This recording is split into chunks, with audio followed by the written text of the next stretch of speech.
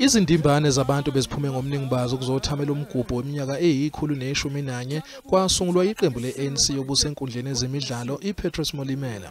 Inkulumo yalomgumbho iwumhlahlandlela wezinhlelo zeqembu elibusayo. Ubuholi baleliqembu buqale ebandleni Waaihoek lapho iqembu labunjwa khona.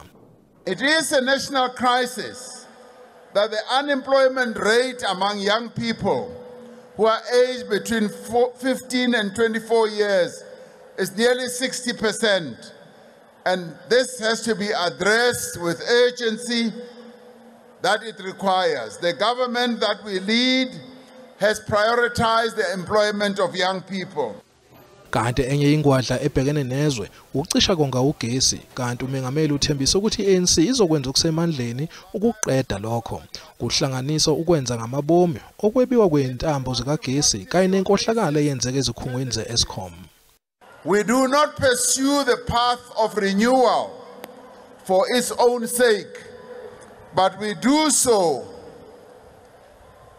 that we can drive our energies to solving the pressing problems facing the people of South Africa.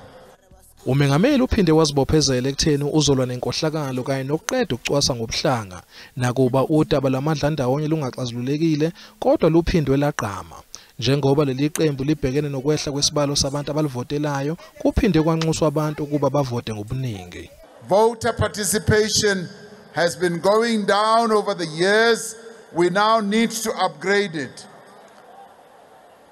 And unless we reverse this trend, we will have great difficulty as the African National Congress